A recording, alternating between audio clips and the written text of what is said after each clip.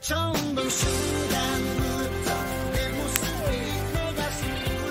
22일) 목요일 당신의 클래스를 높여드리는 아침 상암동 클래스. 안녕하세요, 이가혁입니다. 안녕하세요, 김하은입니다. 동짓날인 오늘 다시 강추위가 찾아왔습니다. 경상도 일부를 빼곤 전국 대부분 한낮에도 영하겠고요. 충청, 호남, 제주 중심으로 폭설도 예보된 상태입니다. 네, 눈에 강추위에 또 바람까지 거셉니다. 성탄절인 일요일까지도 이 맹추위 계속될 걸로 보이는데요. 자세한 날씨는 잠시 후에 바로 전해드리겠습니다. 네, 그럼 어제 인증샷 당첨되신 분 바로 소개해드릴게요. 사진 띄워주세요.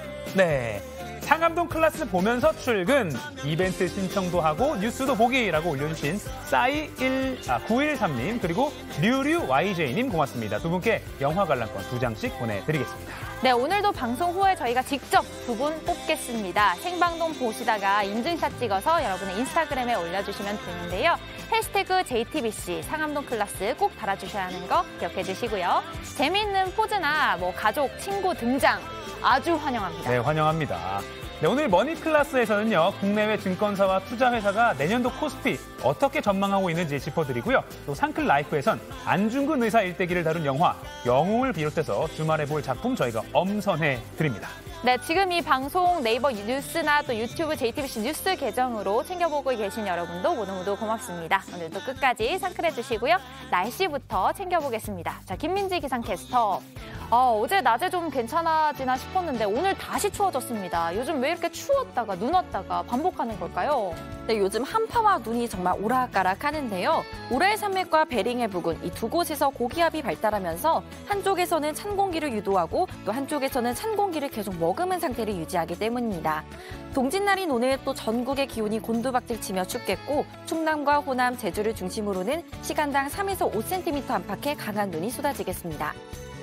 현재 중부지방과 경북 북부 내륙에 한파특보가 발효 중인 가운데 기온은 어제보다 5에서 10도가량 뚝 떨어져서 춥겠고요. 체감온도도 서울이 영하 11도, 강원도 향로봉이 영하 26도로 굉장히 춥겠습니다.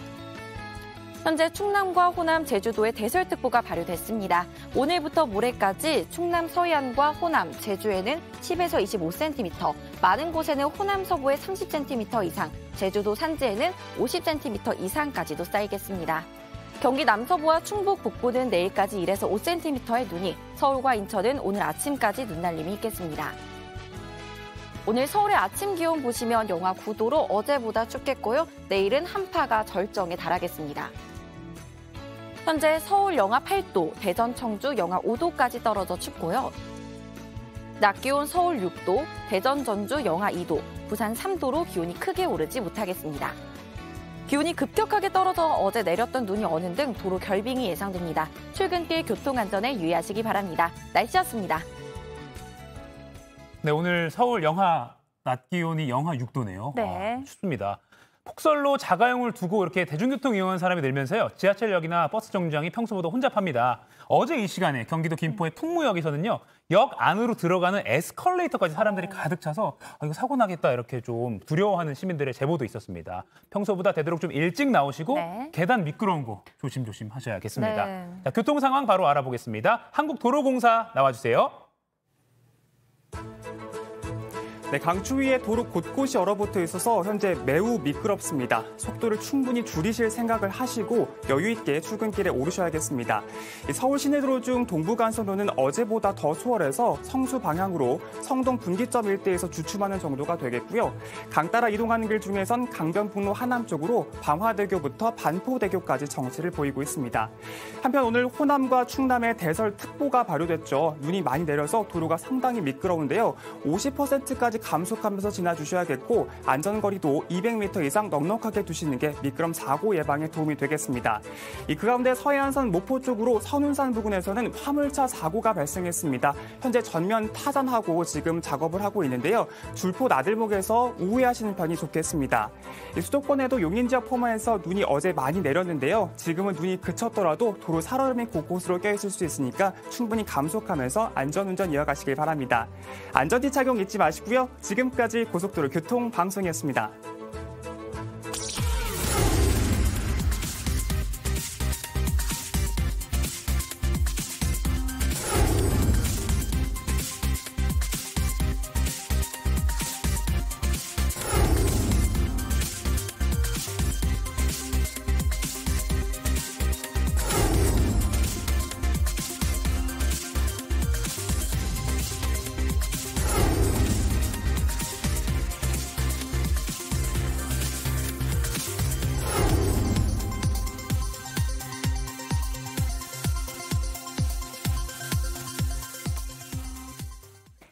볼로디미르 젤렌스키 우크라이나 대통령이 미국 워싱턴을 방문했습니다. 전쟁 이후 처음으로 전장을 벗어난 건데 잠시 후 미 의회에서 연설을 앞두고 있습니다. 워싱턴 연결하겠습니다. 김필규 특파원, 오늘 젤렌스키 대통령이 도착하자마자 백악관에서 바이든 대통령을 만났죠? 네, 4시간 전쯤 이곳 백악관에서 젤렌스키 대통령이 차를 타고 도착하는 장면을 직접 지켜봤는데요. 바이든 대통령은 부인 질 바이든 여사와 함께 300일째 전쟁을 이끌고 있는 젤렌스키 대통령을 현관까지 나와서 맞았습니다. 젤렌스키 대통령은 기차를 타고 일단 폴란드로 이동을 한 뒤에 전투기의 호위를 받으며 미 군용기를 타고 이곳으로 왔습니다. 오늘 백악관과 의회 주변은 수시로 교통 통제가 되는 등 삼엄한 경계가 이어졌습니다. 네, 그렇군요. 젤렌스키 대통령이 위험을 무릅쓰고 온 이유는 뭡니까? 예, 일단 그간 지원을 아끼지 않은 미국의 감사의 뜻을 전하면서요.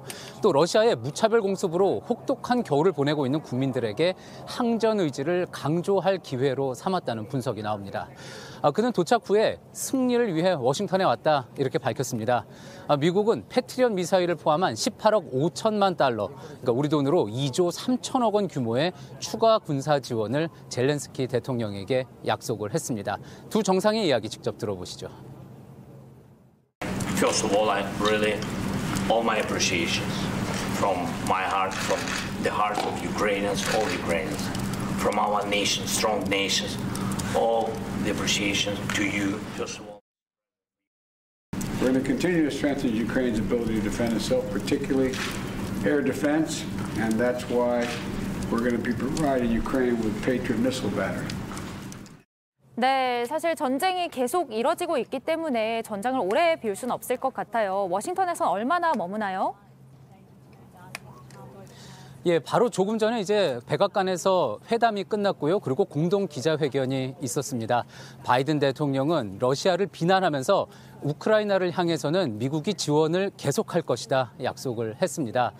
이제 젤렌스키 대통령은 의회로 이동을 해서요. 상하원 합동 연설을 한 뒤에 곧장 귀국길에 오릅니다. 중간선거 이후에 미국 하원 다수당이 된 공화당에선 우크라이나에 앞으로 백지수표를 써줄 수 없다는 말이 나오고 있었죠. 젤렌스키 대통령은 연설을 통해서 아마도 초당적인 지원을 요청한 걸로 보입니다. 지금까지 워싱턴에서 JTBC 김필규입니다. 어제부터 내린 눈과 비로 전국 곳곳에 도로가 얼어붙으면서 교통사고가 잇따르고 있습니다. 어제 하루 동안에만 눈길에 미끄러져 발생한 교통사고가 26건이나 되는데요. 오늘 새벽에도 사고 소식이 이어지고 있어서 평소보다 더 조심하셔야겠습니다. 황예린 기자입니다. 하얗게 눈이 쌓인 도로 위로 12톤짜리 LPG 탱크로리 차량이 바닥을 내보인 채 넘어져 있습니다. 어제 아침 8시 50분쯤 경기 여주시 중부 내륙고속도로를 달리다 원길에 미끄러져 2차로를 가로막아버린 겁니다. 앞서 대전의 지하차도에선 빙판길에 1톤 화물차가 벽을 들이받은 뒤 운전자 1명이 숨졌고 경남 창원에선 시내버스가 미끄러지며 갓길을 들이받아 80대 여성이 다쳤습니다. 경남 김해 남해고속도로에서 한 차량이 빗길에 미끄러지며 앞차를 들이받은 뒤 뒤따르던 차량 10대가 잇따라 추돌하기도 했습니다. 중앙재난안전대책본부는 어제 하루 눈과 비로 발생한 교통사고가 26건에 이른다고 밝혔습니다. 도로도 곳곳이 통제됐습니다.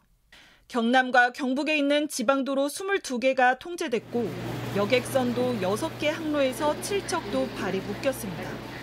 폭설로 어제 결항된 항공기는 현재는 전 항공편 정상 운영되고 있습니다. 한편 오늘 새벽 1시 15분쯤엔 경부고속도로 북천안 나들목 근처를 달리던 승용차가 23톤 화물차를 들이받기도 했습니다. 내린 비와 눈이 얼어 도로가 위험할 수도 있으니 운전에 유의하셔야겠습니다. JTBC 황예린입니다. 전기요금과 가스요금이 내년엔 더 오를 전망입니다. 추경호 부총리 겸 기획재정부 장관은 어제 한 방송에 출연해 에너지 가격이 많이 오른 데다 한전과 가스공사의 적자가 누적돼 상당 폭의 요금 인상이 불가피한 상황이라고 말했습니다. 요금 인상의 구체적인 폭과 시기는 다음 주 중 관계기관 협의를 마치고 발표될 것으로 보입니다. 정부가 내년도 우리나라의 경제 성장률을 1.6%로 제시했습니다. 한국은행을 비롯해 국내외 주요 기관들의 전망치보다도 낮은 수치인데요. 이렇게 비관적인 전망을 내놓은 건 특히 성장 엔진인 수출이 급격히 얼어붙고 있기 때문입니다. 대책이 시급한데 정부는 수출 지원책보다는 부실기업 정리와 같은 리스크 관리에만 힘을 줬습니다. 이상화 기자가 보도합니다. 정부가 내놓은 경제정책 방향에서 가장 눈길을 끈 건 성장률이었습니다. 올해 6월만 해도 올해와 비슷한 2%대 중반으로 봤는데 이번엔 1.6%로 낮췄습니다. 통상 정부가 내놓는 경제 성장률 전망치는 희망을 담은 목표치 성격이 강한데 이번 발표는 한국은행, 한국개발연구원 같은 주요 기관 가운데 가장 비관적입니다. 가장 솔직하게 있는 그대로 객관적으로 국민들께 제시해드리고자 해서 수치를 제시했다는 말씀을 드리고 정부가 성장률을 낮게 잡은 데는 경제 버팀목 역할을 했던 수출이 꺾일 거라고 본 요인이 가장 큽니다. 반도체 업황 위축으로 내년 수출이 올해보다 4.5% 줄어들 거라 봤습니다. 수출은 이미 이달 20일까지 석 달 연속 줄어들었고 올해 연간 무역 수지 적자 규모는 역대 가장 많은 500억 달러에 육박했습니다. 수출 중소기업들은 발등에 불이 떨어졌습니다.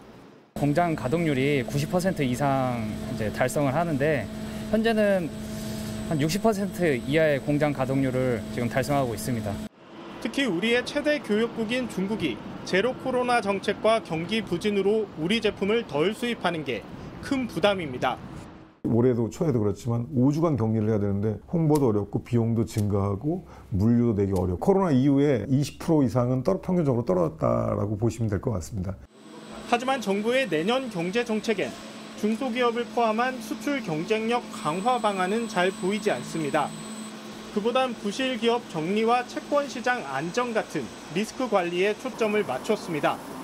위기가 터지지 않도록 방어하는 것도 중요하지만 위기를 넘어서기 위한 기업 지원책이 절실하다는 게 현장의 목소리입니다. JTBC 이상화입니다.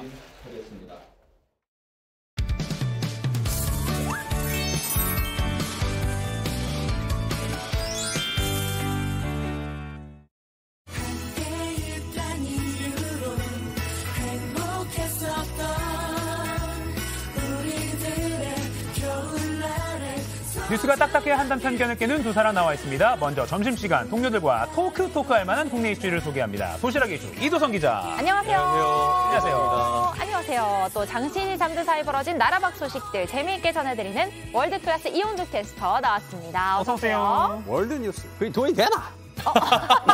진양철 회장이었군요. 네, 진양철 회장님 성대모사였습니다. 자, 먼저 도시락 보이. 오늘 어떤 도시락 준비되어 있을까요? 바로 가보겠습니다. 제가 좋아하는 햄버거 도시락 뒤집어 보겠습니다. 하나, 둘, 셋. 빠밤.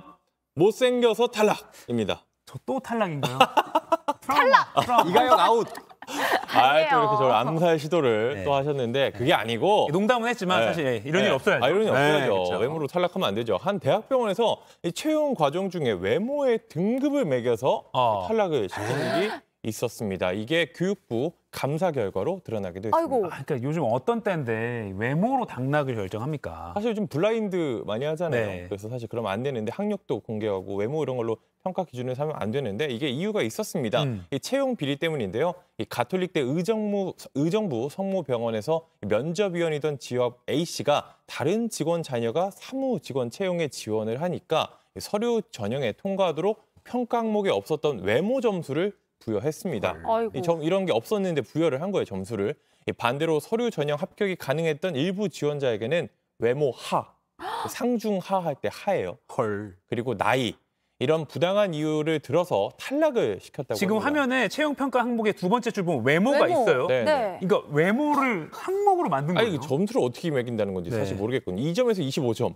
몇 점인지 저희는 몇 점인지 궁금하네요. 아이고. 근데 참고로 이 고용정책기본법이라는 게 있거든요. 여기에 따르면 고용주는 채용을 할 때 성별과 나이, 신체 조건 등으로 차별해서는 안 된다고 규정하고 있습니다. 그렇죠. 근데 지금 특히 대학병원에서 이런 일이 벌어졌던 건데 전 이해가 안 되거든요. 네, 뭐 사기업에서도 그런 일이 벌어지면 사실 이제 문제가 될 수 있는데 대학병원에서 이런 일이 벌어졌습니다. 심지어 이 A 씨 자기 아들 취업시켰어요. 면접위원으로 들어갔는데 이 아들이 지원하자 직접 채용 과정에 참여해서 부정 합격을 시켰습니다. 아이고. 보통 어학 성적 유효 기간 2년이거든요. 네. 근데 이게 지났어요. 만료가 됐는데도 인정을 해줬어요. 그렇게 해서 서류를 통과시키고 면접 때는 위원으로 들어가서 지원자 중에 자기 아들을 최고점을 줬습니다. 와, 뭐 자기 아들은 뭐 잘생겼다는 거예요, 그러면? 아니, 말이 안 되네. 말이 안 되는 거죠. 네, 근데 이 법인 카드로 뭐 유흥주점을 다녔던 교수가 있다. 뭐 이렇게 들었어요. 맞나요? 네, 맞습니다. 같은 보도에 나왔죠. 가톨릭 중앙의료원 교수 등 9명인데요. 지난 2018년부터 2년 동안 유흥주점에서 무려 6천만 원이 넘게 법인카드를 긁었다고 합니다. 이게 모두 71차례나 된다고 하는데요. 연구비 사용을 위한 카드를 이렇게 썼던 겁니다. 이게 학교 예산 목적 외에 쓰면 당연히 안 되는 거고요. 또 발전기금으로 조성한 연구비 5천여만 원을 헬스장 등록 등 개인 용도로 쓴 교수들도 이번에 감사를 통해 적발이 됐습니다. 네. 교육부는 3명에게 중징계 그리고 9명에게 경징계 처분을 내리도록 학교에 요구했고요. 부당하게 쓴 돈은 회수하기로 했습니다. 그러니까 이게 점수를 부여한다는 건 결국 차별이에요. 외모로 이렇게 한다는 게 정말 구시대적이라서 이건 반드시 좀 고쳐져야 될 것 같습니다. 네. 다음 도시락 넘어가 볼까요? 네, 다음 도시락 가볼까요? 귀여운 반찬이 담길 만한 조그만한 도시락인데요. 뒤집어 보겠습니다. 하나, 둘, 셋. 빠밤. 용돈 아니다. 인데요. 이 가족에게 받은 돈을 썼다가 재판에 넘겨진 사람들의 이야기입니다. 무슨 돈이길래 재판을 받게 된 거예요? 이게 용돈이 되면 문제가 안 됐겠죠. 그런데 이 돈이 이 우리은행에서 회사 돈 수백억 원을 횡령한 전모 씨 형제의 돈이었습니다. 아하. 문제가 될 만한 돈이죠. 네. 이 중 형인 전모 씨는 우리은행 본점에 기업 개선부라는 데 있었어요. 여기서 일하면서 9년 동안 주식과 자금 등 회사 돈을 빼돌렸는데요. 이 돈의 일부를 건네받은 가족과 지인 등 7명이 이번에 재판에 넘겨졌습니다. 이게 뭐 한 90억 원 정도 된다고 하는데요. 채무 변제나 사업 자금 또 부동산 구매를 하거나 해외여행을 다니는 데 썼다고 합니다. 지금까지 드러낸 이 전 씨의 횡령액 다 합치면은 707억 원입니다. 와. 그러니까 잘못된 돈인 줄 알면서도 그렇게 펑펑 썼다는 거네요. 맞습니다. 이게 전 씨 형제의 부모 그리고 동생의 아내가 최대한 37억 원까지 받았다고 하는데요. 가족이 그냥 줘서 썼다고 하기에는 너무 많잖아요. 네. 가족이 37억 원 줄 수가 있나요? 이 단순한 용돈이 아니었죠. 이 증권사 직원인 노모 씨도 있었는데 이 사람은 전 씨 형제가 차명 계좌로 자금 세탁을 할 수 있게 도왔습니다. 지금 뭐 압수수색하는 그림 같은 게 나오는데 이 전 씨 형제가 차명 계좌로 주식과 또 선물 옵션을 4천여 차례 거래했거든요. 네. 그래서 이 증권사를 다녔기 때문에 회사에서 4억 원을 넘게 성과 보수로 받았다고 합니다. 와, 진짜 이 대단합니다. 대단해. 진짜 가족이 대단해. 근데 가족이 잘못을 했으면 이거를 바로 잡을 생각을 해야죠. 그렇죠. 그걸 받았다고 그냥 갖다 그냥 바로 써요? 그렇게 말이야. 이 말이 안 되는데. 그럼 안 되죠. 이제 그랬기 네. 때문에 이제 가족들끼리 나란히 재판을 받게 됐는데요. 이 전 씨 형제는 이미 재판에 넘겨져서 1심 선고를 받았습니다. 네. 10년, 징역 10년에서 13년을 받았는데 이 검찰이 이번에 횡령액을 더 찾아내면서 추가로 기소가 됐습니다. 그런데 이미 1심 받은 상태에서 항소심으로 넘어갔잖아요. 항소심 재판부에도 공소장 변경을 신청했고요. 또 범죄 수익 환수를 위한 조치도 이어가기로 했습니다. 그러니까 이런 거는 끝까지 밝혀내서 진짜 엄하게 벌을 했으면 좋겠습니다. 네. 다음 도시락 넘어가 볼까요? 네, 다음 도시락. 귀여운 강아지 캐릭터 도시락을 오늘 좀 다 준비했는데요. 작네요, 도시락이. 오늘 양이 좀 적은가요? 뒤져보겠습니다. 하나, 둘, 셋. 빠밤. 그건 제 건데. 입니다. 최근에 축구 선수 손흥민 그리고 배우 김고은 연애 열애설 있었잖아요. 맞아, 네, 맞아. 아주 맞아요. 뜨거웠죠. 일명 네. 럽스타그램이라고 하잖아요. 러브 플러스 인스타그램 합쳐가지고 뭐 연인들끼리 하는 그런 거다 이런 이야기가 있었는데 이 김고은이 손흥민의 비공개로 추정되는 손흥민으로 추정되는 소셜 미디어 계정을 팔로우하고 또 이제 손흥민이 그 계정으로 김고은 사진에 좋아요를 눌렀다 이런 주장이 사실 열애설의 핵심이었습니다. 네. 그런데 방금 제가 한 얘기 그거 제 겁니다. 이거는 계정의 진짜 주인이 한 얘기입니다. 아, 그러니까 진짜 주인이 누구길래 그런 건가요? 따로 있었습니다. 네. 이제 배우 이제 장희령이라고 하는데요. 네. 사진부터 보여드릴게요. 네. 네, 장희령이 공식 계정을 통해 소셜미디어 계정을 통해 올린 사진인데요. 보면 뭐라고 써 있나요? 비공개 계정입니다. 해킹 시도하지 네, 말아주세요. 맞아요. 딱 적어요. 해당 계정은 손흥민의 비공개 계정이 아니라 내 거다.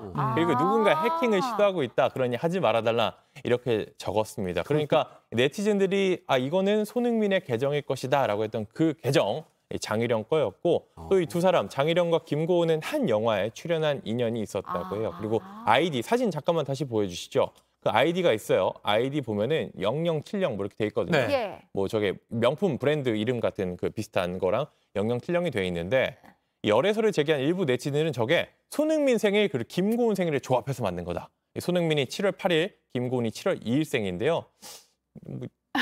추정을 한 거죠. 손흥민의 등번호가 7번이라는 거예요. 네, 뭐 그런 것도 있고 네. 그래서 저게 0070이다 이런 의혹을 제기하기도 했었습니다. 아, 지금 뭐 등번호 이야기도 했지만 정말 많은 이야기가 나왔고 저도 사실 진짠가 하고 봤었거든요. 근데 이렇게 알고 나서 보니까 좀 억지로 끼워넣은 것 같긴 해요. 약간 해프닝성이네요. 네. 네, 사실 뭐 저게 그런 주장들이 사실 근거를 듣고 보니까 갸웃갸웃하게 되는데 당사자들은 얼마나 황당했겠습니까? 김고은 소속사도 본인에 직접 확인을 했는데 손흥민 선수와는 일면식도 없다 이렇게 이야기를 했고요. 추측성 내용은 전부 사실이 아니다라고 해명을 했습니다. 이 아니 땡 불뚝에 연기가 난 것 같습니다. 소속사 설명에도 의심이 계속 이어지고 또 해킹 시도도 있었다고 해서 그래서 배우 장희령이 직접 저렇게 자신의 소셜미디어 계정에 밝혔던 겁니다. 네. 그랬구나. 손흥민 선수도 그렇지만은 이번 월드컵의 진짜 스타 조규성 선수. 라이징 스타죠. 네, 그렇죠. 뭐 열애설 나왔잖아요. 맞습니다. 이건 사실인가요? 그거는 뭐 본인들만 알겠죠. 일단 처음에 나온 열애설은 이제 모델 지민주와의 열애설이 흘러나왔습니다. 서로의 이제 소셜미디어 계정 서로 마팔이라고 하죠. 서로를 팔로우하고 있어요. 일단 친분은 있는 것 같아요. 네. 그리고 또 조민주가 이 조규성의 등번호 9번이 표시된 유니폼을 입고 사진을 찍었다는 게 그 열애설의 근거가 됐습니다. 그런데 이 지민주 측이 사실무근이라고 선을 딱 그어버렸습니다. 네, 아니라는 거죠. 그 뒤에는 또 연애 상대가 이 그룹 빌리의 멤버 하람이라는 멤버가 있거든요. 이 하람의 친언이다 이런 주장도 나왔는데 이 하람의 소속사 측도 아티스트가 아닌 가족이라 아는 바가 없다 이렇게 설명을 했기 때문에 네. 진실은 뭐 저 너머에 있습니다. 그러니까 소셜미디어를 보면서 네티즌들이 이렇게 추정을 하고 이야기를 만들어가는 과정에서 이게 좀 확인이 안 된 것들도 있고 좀 지켜봐야 되는 것도 있고 지켜보죠. 근데 사실은 조금 저는 누굴 만나든 간에 네. 좀 축구를 잘하는 이성을 만났으면 좋겠다. 잘 아는. 네, 잘하는. 잘하는. 네, 왜냐면 우리 한국 축구의 미래가 걸려 있지 않습니까? 네, 축구 잘하는 분 좀 만났으면 좋겠네요. 알겠습니다. 오늘도 잘 들었습니다. 다음은 월드클래스로 가볼까요? 네, 월드뉴스, 월드보이가 전해주는 월드뉴스. 오늘 어떤 뉴스가 전해져 있을까요? 굿모닝 대한민국입니다만 사실 세계는 그렇게 굿모닝이 별로 아닌 것 같습니다. 오늘은 충격적인 사건부터 전해드려야 할 것 같습니다. 예, 캐나다 토론토에서 벌어진 사건인데요. 토론토 시내에서 10대 소녀 8명이 노숙자 남성을 흉기로 집단 살해해서 경찰이 수사에 나섰다고 합니다. 10대 소녀 8명이 이런 끔찍한 범죄를 저지르다니 믿겨지지가 않습니다. 토론토 경찰청은 기자회견을 통해서 현재 시간 19일 새벽 0시 반쯤 시내에서 59살 남성 노숙자가 10대 소녀들이 휘두른 흉기에 찔려 숨졌다고 밝혔는데요. 범행을 저지른 이들은 13살과 14살이 각각 3명, 16살 2명, 총 8명입니다. 2급 살인 혐의로 송치됐는데 캐나다 이 예의 바르기로 유명한 나라거든요. 이런 나라에서 강력한 사건 흔치 않은 일이죠. 이들은 소셜미디어를 통해서 만난 사이로 현장 인근에 18일 밤 10시 30분쯤 모여서 범행을 벌인 것으로 경찰은 전했는데요. 당시 범인들은 노숙자에게 다가와서 불과 3분 만에 범행을 저질렀다고 합니다. 행인들이 바로 이 구급대를 불러서 이 병원으로 이송을 했지만 곧바로 숨졌습니다. 아이고. 목격자 인터뷰 들어보시겠습니다. They come on, we take my alcohol. And then he saw it, my friend Kenny. He saw it. Stop them. Leave her alone, right? And then they all bleeding. 8 girls, bomb him. Wow, violent. 저렇게 묘사까지 들으니까 정말 끔찍한 일이 벌어진 것 같은데 이렇게 8명이나 한꺼번에 그런 범행을 저지른 특별한 이유가 있었을까요? 그 부분이 사실 가장 충격적인데요. 현재로서는 별다른 이유도 없는 것 같습니다. 현재 경찰은 이번 사건에 특별한 동기가 없이 무고한 피해자를 물색해서 공격한 이른바 묻지마 범죄, 스워밍일 수 있다고 보고 수사를 진행하고 있다고 합니다. 그러니까 아무 이유 없이 게다가 용의자 중에 13살짜리까지 있다고 하니까 정말 충격적입니다. 네, 다음 소식으로 넘어가죠. 예, 영화 아바타 2가 이 흥행몰이를 전 세계적으로 이어가고 있다는 소식은 월드클래스에서 계속 전해드리고 있는데요. 근데 인도에서 이 아바타를 보던 관객이 갑자기 숨졌다고 합니다. 영국 일간 메트로와 인도 현지 매체 등에 따르면 인도 카키나다시의 한 영화관에서 남동생과 아바타 2를 보던 관객이 영화 중반에 갑자기 쓰러져서 사망했다고 전했습니다. 그 이유가 근데 충격적입니다. 흥분성 심장마비라고 하더라고요. 저도 이런 심장마비가 있는 걸 처음 알았는데요. 외신은 흥분으로 인한 부정맥 유발이 사망 원인으로 추정되고 있다고 전했습니다. 이게 또 이제 병원 관계자 인터뷰 보니까 좀 과도하게 흥분하면은 혈압이 상승해서 갑작스럽게 이렇게 심장마비가 올 수 있다라고 하더라고요. 이게 스포츠 경기나 영화 관람 중에 종종 발생하는 일이라고 하더라고요. 다음 소식도 전해주세요. 예, 연말하면은 이제 술을 또 빼놓을 수가 없죠. 근데 또 이거 술 먹으면 안 돼, 팔아도 안 돼. 인도의 일부 지역의 술 금지령 때문에 참극이 벌어졌습니다. 자, 보시죠. 지금 쓰러져 있습니다. 지금 병원으로 실려가고 있는 상태인데 이 병원의 이 심각한 상태에 환자들로 또 가득한 모습이기도 하고요. 네. 인도의 비하르주인데요. 주민들이 밀주를 마신 뒤에 구토를 시작으로 몸 상태가 급격히 악화되면서 환자가 쏟아져 나왔습니다. 벌써 82명이 숨졌다고 합니다. 아이고, 네. 여기에 25명은 시력을 잃은 것으로까지 전해졌습니다. 근데 그 밀주라는 게 뭐 밀로 만든 맥주가 아니라 이게 몰래 만든 그 술 이런 걸 얘기하는 거잖아요. 대체 뭘로 어떻게 만들었길래 저런 일이 벌어진 거예요? 예, 이 사건이 일어난 비하르주는 2016년부터 술 판매와 소비를 금지하고 있는데요. 이 때문에 술을 마시고 싶은 주민들은 밀주나 이 검증되지 않은 가짜 술을 찾는다고 합니다. 문제는 여기에 이 공업용 메탄올 같은 유독 물질이 포함되는 경우가 많다는 거죠. 살충제의 원료로 쓰이는 메탄올은 소량이라도 마시면 간 손상과 시력 장애를 초래할 수 있는 유독 물질입니다. 심하면 이번처럼 죽을 수도 있고요. 너무 무서운 소식인데 사실 전에도 인도에서 이런 밀주 사고가 있었다는 보도를 제가 했던 기억이 나거든요. 근절이 안 되네요.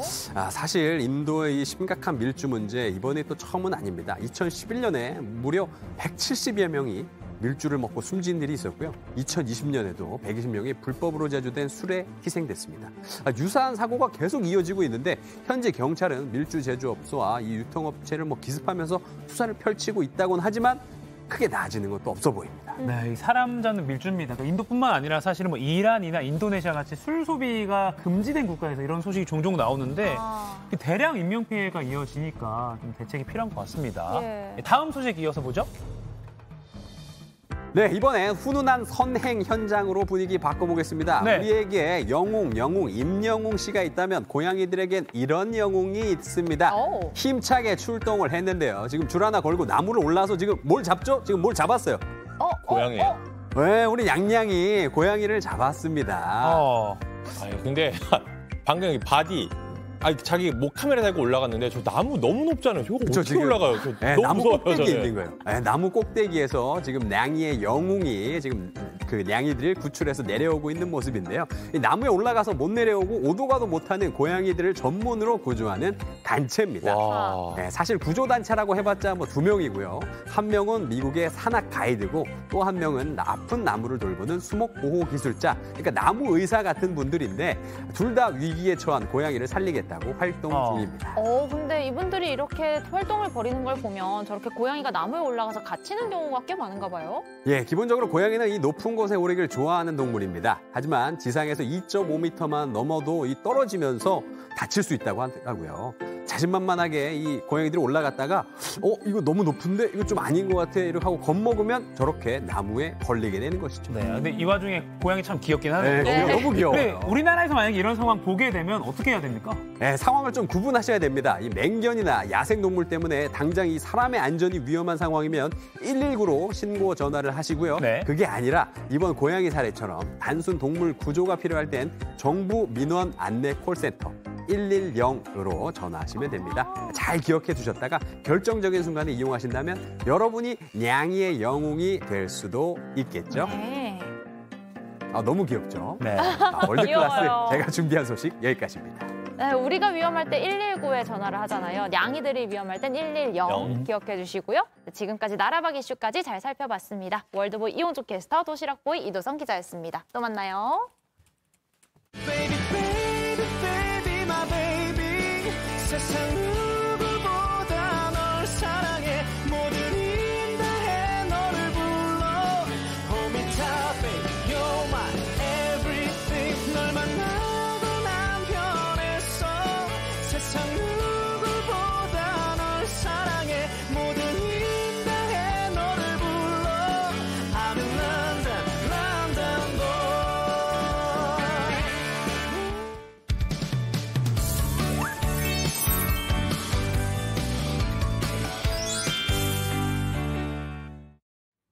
네, 지금 시각 8시 31분입니다. 매일 시청자 2분을 뽑아서 영화 관람권을 드립니다. 오늘 저희 방송 보고 계시다가 재미있는 인증샷 찍어서요. 여러분의 인스타그램에 올려주십시오.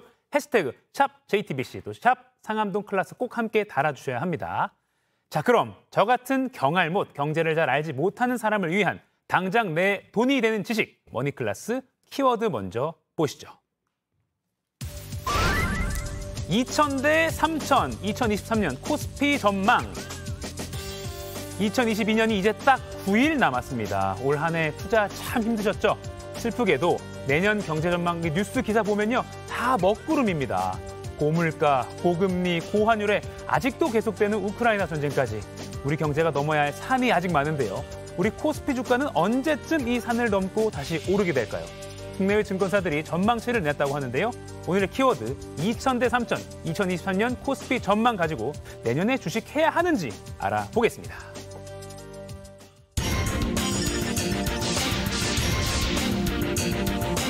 경제 맥을 짚어주는 도사님, 정철진 경제평론가와 함께 오늘도 맥 한번 짚어보겠습니다. 안녕하세요. 네, 안녕하십니까. 네, 올해 초에요. 네. 코스피가 3000까지 갔다가 네. 9월쯤에 한 2130까지 떨어졌었습니다. 지금 그래프가 나오고 있는데요. 그리고 지금은 한 2300까지 살짝 오르긴 했어요. 네. 이 국내 증권사들도 전망을 내년 거 내놨다고 하는데 상황이 어떻게 될 걸로 좀 보십니까? 일단 이 그래프 앞서 본 것처럼 네. 정말 힘든 한 해였었고요. 네. 작년 말부터 빠지기 시작했거든요. 그러니까 거의 15개월 연속 주식시장이 계속 흘러내리고 있었던 그런 상황입니다. 네. 일단 올 한 해를 놓고 보면 2100을 찍고 반등하고 이런 상황. 한 2300포인트에서 이제 내년을 맞게 되는데 네. 자, 국내 증권사들의 내년 전망이 상당히 좀 어둡습니다. 그래요? 좀 몇 개를 좀 보도록 할까요? 국내 증권사들이 바라보는 내년도의 코스피 보통 밴드로 제시를 하게 되는데요. 자, 쭉 보십시오. 거의 하단 같은 경우에는 2000. 이 표에 나오지 않지만 오히려 2000이 깨진다를 제시한 증권사들도 있고요. 그래요. 올라도 거의 상단이 2600선에서 머물러 있지 않습니까? 그래서 평균을 냈더니 국내 증권사들이 바라보는 내년 코스피의 전망 2100에서 한 2680선. 그러니까 지금 2300이니까 뭐 올라봤자 한 10% 정도로 끝나는 내년의 주식시장도 참 어둡다라고 일단 볼 수가 있을 텐데 네. 그래도 좀 희망을 찾자면 국내 증권사들이 상저하고 그러니까 내년 상반기까지는 힘들지만 내년 하반기부터는 좀 숨통이 트일 것이다. 또 이렇게 제시한 부분을 볼 수 있겠습니다. 그러니까 국내 증권사들이 올해에 비교해서 크게 오르진 않을 거다라고 일단은 전망을 크게는 하고 있지만 말씀하신 대로 하반기는 좀 나을 거다. 네. 그 이유는 뭔가요? 정확히 잘 요약해 주셨는데요. 내년 한 해를 지배하는 키워드는 경기 침체입니다. 특히 상반기에 이 악재가 다 반영될 것이다. 이렇게 국내 증권사들은 분석하고 있는데요. 상반기에는 역시 지금 오른 것처럼 물가 계속 오를 것이고 그러니까 금리도 계속 오를 것이고 이에 따라서 수요와 소비가 줄어들면서 기업 실적은 나빠질 것이고 그러니까 최악을 맞이하게 될 것이다. 다만 하반기에 보면 자 이제 물가도 어느 정도 잡히면서 뭐 금리도 좀 멈추고 인하는 아닙니다만 인상도 멈추고 특히 우리나라 입장에서는 반도체가 차지하는 비중이 거의 4분의 1 정도 되는데 그 반도체가 조금은 살아날 수 있지 않을까. 그러면서 기업 실적이 올라갈 수 있는 이런 것들에 따라서 이제 상저, 하고를 예측을 했는데요. 이렇게 생각하시면 됩니다. 내년 한 해는 경기 침체잖아요. 근데 경기 침체의 최악은 언제냐? 한 내년 9월 정도를 바라보거든요. 그러면 보통 주식시장이라는 것은 3개월에서 6개월 선반영, 빠르게 움직이잖아요. 그러면 내년 3월께에 바닥을 찍고 이렇게 횡보를 하다가 하반기에 올라가는 이런 그림. 국내 증권사들은 이제 이런 흐름을 예측을 하고 있습니다. 그렇군요. 조금이라도 빨리 그게 당겨주면 좋겠는데 다시 올라가는 시점이요. 국내 증권사들이 이렇게 전망을 했고 그러면 해외 유명한 그 외국계 투자사들은 또 어떻게 전망하고 있나요? 그렇습니다. 이제 여기가 또 하나의 오늘의 주제이기도 한데 보통 이제 해마다 연말이 되면 내년도 다음에 정시 전망을 하지 않습니까? 근데 이럴 때 보면 국내 증권사들은 좀 넉넉하게 잡고 잘 될 거야라는 쪽이고 외국계 증권사가 깐깐하게 전망하는 편이 많은데 내년도 전망 같은 경우에 좀 이 두 개의 입장이 바뀌었습니다. 아, 그래요? 오히려 외국계 증권사에서 우리가 흔히 말하는 희망 회로를 좀 많이 돌려주는데요. 한번 대표적인 외국계 투자의 IB들의 전망 좀 볼까요? 모건 스탠리 같은 경우에도 2100에서 2750을 잡았지만 이제 해석들에 대한 보고서가 있지 않습니까? 모건 스탠리는 몇몇 조건에 따라서 오히려 3000까지도 갈 수 있다라는 상방을 굉장히 열어놨고요. JP 모건도 2200에서 2800이었는데 역시 여기에서도 나쁨에 대해서도 이야기를 하지만 상방의 가능성이 있다. 특히 골드만삭스 역시도 뭐 이런저런 요건들이 잘 풀릴 경우에는 앞으로 30% 가까이, 26% 이상 상승 여력이 있다. 그럼 대체 뭐냐? 외국계 증권사들은 여기 나와 있지만은 외국계 증권사들은 내년에 경기 침체 올 거야, 경기 침체 올 거야라는 것들을 올해 우리가 경험했던 2100이라는 코스피에 어느 정도 선반영이 돼 있다라는 것이고 한국 경기에 대한 회복력에 초점을 맞추고 있습니다. 이게 뭐냐면 우리가 지난주에 그 크리스마스 산타랠리 얘기할 때도 이런 조건이 있을 땐 한 줄기 희망의 빛이 있다라는 조건이 있지 않습니까? 가령 이제 중국이 코로나 봉쇄를 완화하면서 경기 부양을 할 때 이게 우리의 무역 수지라든가 이런 것들을 좀 좋게 해준다면 또 두 번째 이건 정말 우리의 모두 염원이기도 하지만 우크라이나 사태 같은 것들도 잘 좀 해결이 됐으면 그리고 세 번째 이게 실은 가장 중요한데 미국이 물가 때문에 금리 올려 하지만 긴축의 강도도 좀 멈추고 달러가 약세로 돌아섰으면 이런 조건들이 있잖아요. 지금 외국계 증권사들도 이런 것들이 좀 더 빨리 그리고 효율적으로 찾아온다면 한국 경제의 회복력은 다른 나라보다 크다. 그래서 일단 밴드는 비슷하게 보이지만 상방 부분을 상당히 좀 열어놓지 않았나 이렇게 보여집니다. 그 부분에서 우리 국내 증권사랑 외국계 투자은행들의 전망이 좀 갈리는 거군요. 그러면 근데 이 외국계 투자사들이 뭐 비교적 희망 섞인, 그러니까 상대적으로 희망 섞인 전망을 내놨는데 그 직후에 보면요. 중국은 이제 코로나 사망자가 갑자기 급증하고 있고 좀 완화되다 보니까 그리고 일본은 사실상 금리를 인상을 했어요. 그럼 이건 또 이제 예상치 못했던 좀 변수가 된다고 그렇습니다. 이제 이게 앞으로 어떻게 미칠까? 나비 효과에 대해서 좀 분석을 해봐야 되는데요. 일본이 실은 내년도 중반쯤에 예상됐던 긴축을 당장 어제 압축적으로 먼저 시행을 하게 됐습니다. 이렇게 나왔던 것이 역시 엔화 강세인데요. 엔화 강세는 양날의 검입니다. 첫 번째, 엔화가 이제 약세였대 강세로 돌아가면 그동안에 싸게 엔화를 빌렸던 투자자들이 샀던 것들을 팔고 엔화를 갚아야 되니까 이러면 이건 이제 소위 말하는 자산 매각, 악재이기도 한데 엔화 강세는 실은 환율 차원에서 보면 달러 약세입니다. 그럼 이제 우리가 산타랠리의 조건과 내년의 희망의 이야기를 했던 달러 약세에 따른 유동성 확보, 이 부분 측면에서는 또 엔화 강세가 긍정적인 요인도 있거든요. 그러니까 이 두 가지의 효과를 상대적으로 좀 더 시간을 두고 지켜봐야 될 것도 같습니다. 하지만 중국 코로나는 좀 변수겠네요. 그렇죠. 이게 정말로 이러다가 안 된다, 다시 봉쇄를 한다라든가 해보면 이제 앞서 우리가 국내 증권사 전망도 봤잖아요.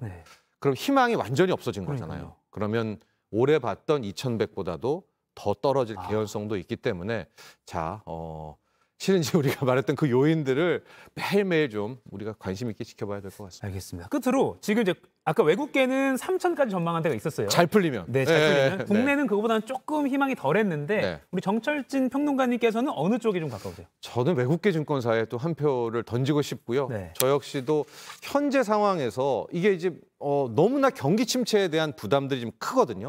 자, 이런 상황 속에서 앞서 말했던 그런 세 가지 요건들. 미국의 긴축에 따른 또 긴축 완화, 긴축 멈춤에 따른 달러 약세, 또 중국의 경기 부양, 그리고 또 우리 뭐 인류의 염원 아니겠습니까? 우크라이나 쪽에서의 어떤 호재 이런 것들을 좀 바라보면서 저는 좀 희망회로, 긍정회로를 돌리고 싶은 그런 2023년 전망을 해보겠습니다. 어떤 주식 분야가 좀 나을까요? 저는 만에 하나 이제 여기서 희망 뭐 이런 것들이 나오게 된다면 역시 실물 쪽의 에너지 섹터를 많이 바라보고 있고요. 신재생 에너지라든가 정부의 재정도 투입되면서 차세대, 석유를 대체할 수 있는 차세대, 뭐 이쪽 분야들, 뭐 전력, 에너지 여기에 좀 포커스를 맞추고 싶습니다. 알겠습니다. 지금까지 머니클래스 정철진 경제평론가 내년 전망해봤습니다. 고맙습니다.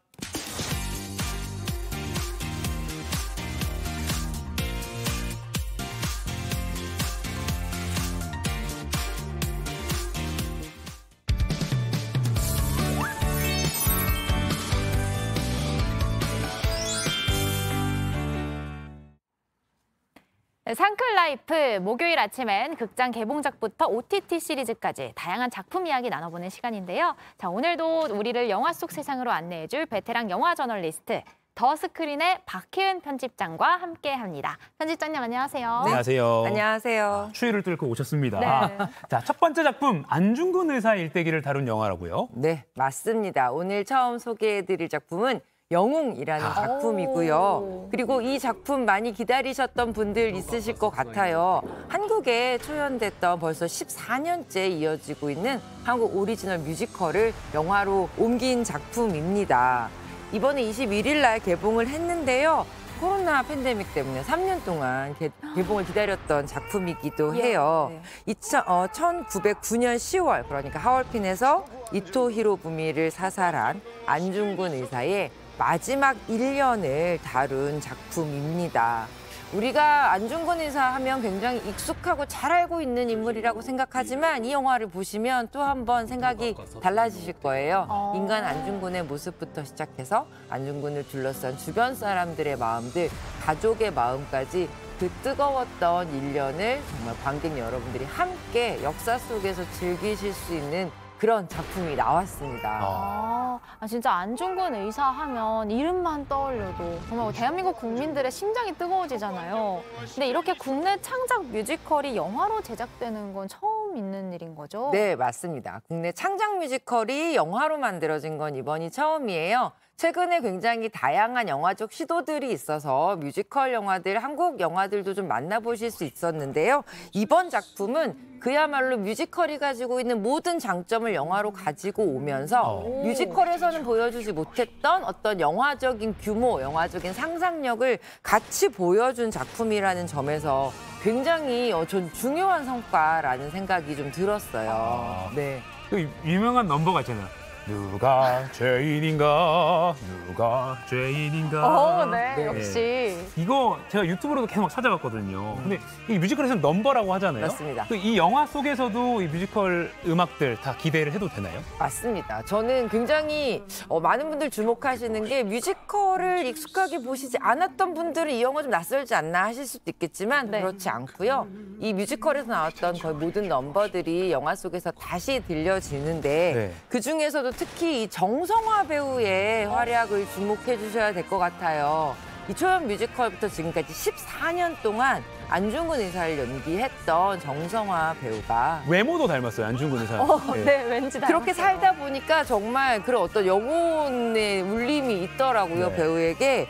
이 정성화 배우가 이번 작품에서 안중근 역할을 맡아서 주인공을 연기를 했는데 사실은 이 작품에서 정성화 배우가 주인공 맡는 것에 대해서 우려의 목소리도 있었다고 해요. 정말요? 워낙 규모가 큰 작품이고 이 작품의 주인공으로 인지도가 조금 낮지 않냐라는 주변의 우려도 있었지만 윤정현 감독이 끝까지 가장 안중근 의사를 잘 이해하고 이 작품을 가장 완벽하게 소화할 수 있는 배우는 정성화 배우다라고 정말 뚝심으로 이뤄낸 캐스팅이라고 들었고요. 저는 그 뚝심으로 이뤄낸 캐스팅이 이뤄낸 성과가 이 작품에서 꽃피었다는 생각이 들어요. 그야말로 의미와 실력 모두 갖춘 배우가 주인공을 맡았습니다. 자, 영화 속에 어떻게 노래 부르시는지 궁금하실 것 같은데 맛보기로 한번 들어보시죠. 네, 좋습니다.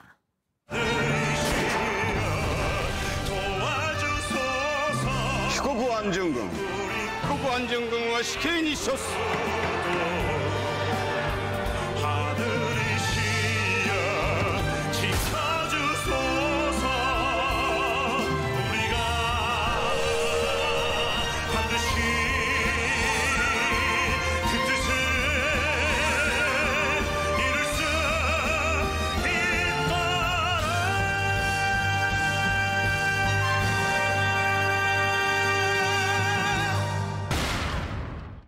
지금 뜨거워졌어요. 잘 일어날 뻔했어요. 잠깐 들었는데 한번 해주실래요? 이토록 아침이라.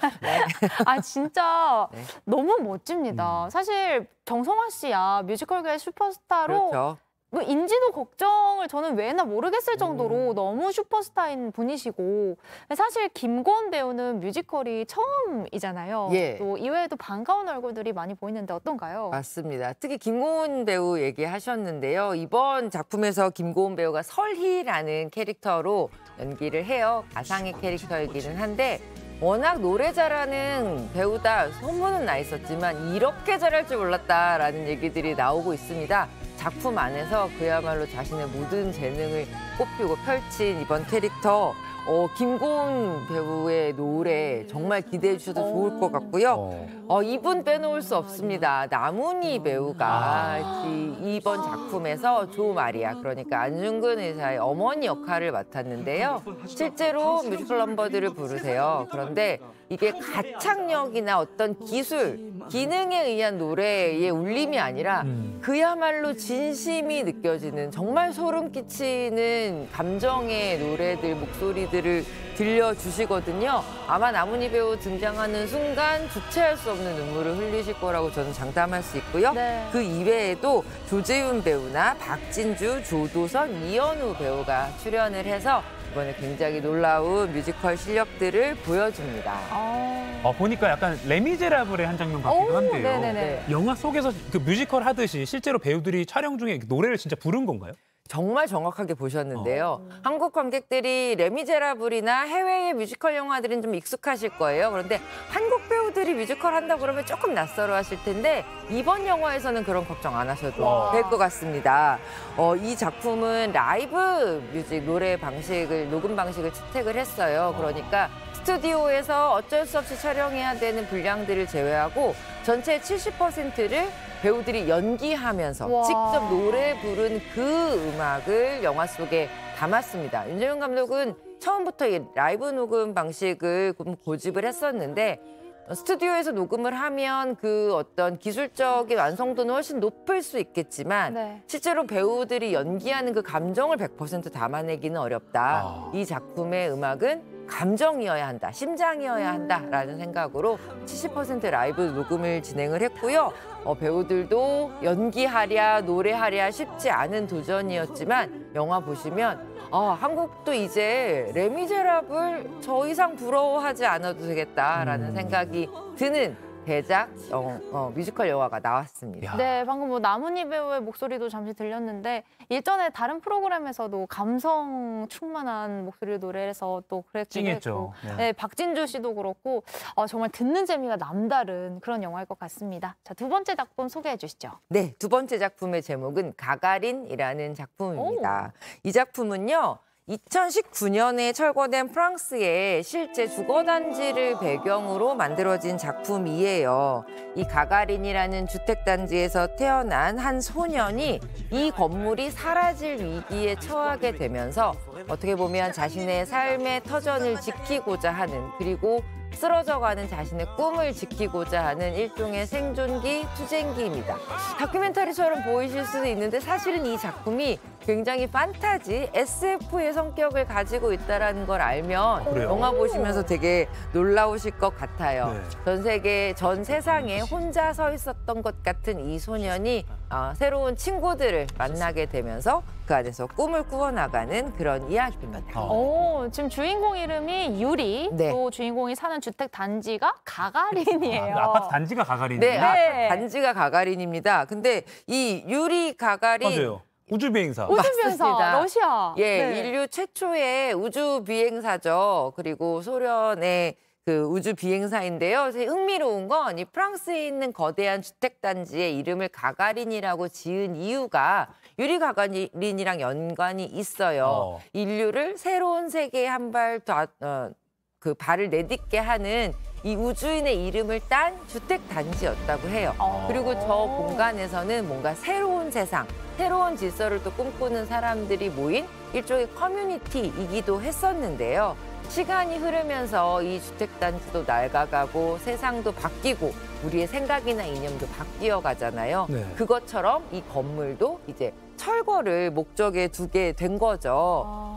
이 건물을 방문했던 2명의 감독님이 이 건물의 이야기를 가지고 한 15분 정도 되는 짧은 단편 영화를 만들었었어요. 그랬다가 이 이야기를 여기서 끝내면 안 되겠다. 이 소년의 이야기를 좀 더 길게 많은 사람들과 보여주고 싶다라고 해서 장편 영화로 만들게 된 셈이죠. 재미있는 건 실제 그 가가린 주택단지에서 촬영을 했고요. 건물 전체가 다 철거되기 전에 이 영화를 다 찍어야 했기 때문에 마지막에 고충은 좀 심했다고 하더라고요. 마지막에 급히 찍었을까요? 아무튼 기대가 되는 작품이고 해외에서도 많이 호평을 받았다 하더라고요. 네, 이 작품 해외상 굉장히 많이 받은 작품입니다. 알겠습니다. 다음으로 마지막으로 이렇게 추울 때 집안에서 따뜻하게 볼 수 있는 OTT 작품도 하나 소개해 주시죠. 네, 오늘 소개해드릴 OTT 작품은요. 커넥트라는 제목의 시리즈입니다. 이 주인공 독특합니다. 죽어도 죽지 않는, 그러니까 신인류, 몸이 계속 바뀌면서 살아가는, 그러니까 죽지 않는 동수라는 인물이 주인공인데요. 어느 날 장기 밀매 조직들에게 신체 일부, 눈을 빼앗기게 돼요. 그런데 그 눈을 빼앗아간 사람이 누구냐? 아주 끔찍한 연쇄살인을 벌이는 연쇄살인범이었던 겁니다. 이식된 눈으로 연쇄살인범과 연결이 되어버렸다는 사실을 알게 된 교수는 그 연쇄살인의 흔적들을 찾아가고 추적하게 되는 이 이야기예요. 연쇄살인범과 죽지 않는 주인공이 커넥트되어 있는 이 OTT 시리즈, 정혜인 배우, 고경표 배우의 아주 화끈한 연기 변신 대결을 또 보실 수 있는 작품입니다. 배우진 화려합니다. 또 김혜준 배우도 눈여겨볼 만하다고요? 네, 김혜준 배우 요새 정말 훌륭한 라이징 스타죠. 김혜준 배우, 이 세 젊은 배우들뿐만 아니라 이 작품은 미케 다카시 감독, 일본의 거장 감독이 또 연출을 맡았어요. 그렇다 보니 한국, 일본의 정말 최고의 감독과 배우들이 모여서 아주 색다른 상상력의 스릴러 영화, 드라마를 만들었다 생각하시면 좋을 것 같습니다. 야, 오늘 꽉 찬 세 편을 소개를 받으니까 정말 누가 뭘 볼까요? 기대가 됩니다. 네, 오늘 영화 OTT 이야기까지 더 스크린의 박혜은 편집장이었습니다. 고맙습니다. 고맙습니다.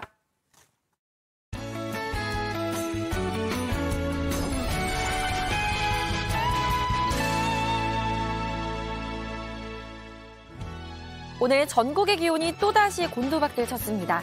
현재 서울의 체감온도가 영하 14도, 강원도 향로봉의 체감온도는 영하 27도까지 뚝 떨어져 추운데요.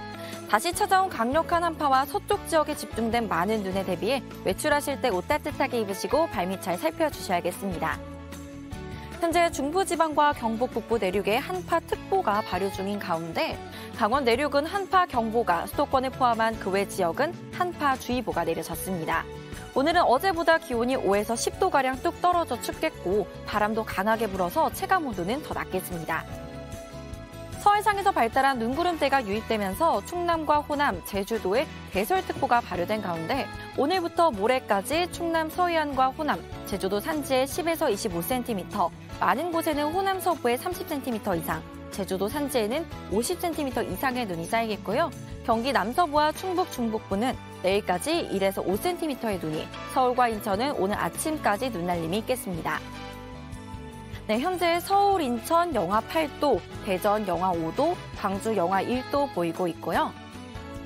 한낮에는 서울 영하 6도, 광주 영하 1도, 부산 3도로 기온이 크게 오르지 못하겠습니다. 내일은 아침 기온이 영하 14도로 뚝 떨어지며 한파가 절정에 달하겠습니다. 올겨울 가장 추운 날씨가 예상되고요. 오늘 내리는 눈은 수도권을 제외하고 충남과 호남, 제주도에 주말까지 이어지겠습니다. 날씨였습니다. 오늘도 이렇게 추운데 내일이 더 춥다니까 걱정입니다. 눈이 자주 와서 또 며칠째 새벽부터 대설 작업하시는 지자체 공무원분들, 또 아파트 경비원분들, 또 다른 사람을 위해서 내 집, 내 가게 앞에 쌓인 눈 일찌감치 치우시는 분들 모두 감사합니다. 네, 모두 건강하고 안전하게 연말 보내시기를 바랍니다. 이제 주말이면 벌써 성탄절입니다. 네. 그래서 저희가 크리스마스 특집으로 준비하고 있는 게 있는데요. 맞습니다. 내일 본방송 후에 유튜브로 이어지는 상클 2교시 내일 이어지죠. 저희가 한 해를 마무리하는 느낌으로 올 한 해 기억에 남는 뉴스, 또 유행어와 트렌드를 정리하고 깜짝 선물도 준비했습니다. 유튜브에서 좋은 질문이나 의견 주신 분들께 저희 상클 출연진이 각자 준비한 깜짝 선물들 보내드릴 예정인데요. 내일도 꼭 아침 8시 상암동 클래스 그리고 이어지는 상클 2교시까지 많이 시청해주시고 참여해주세요. 그럼 인사드리겠습니다. 오늘도 상클하세요.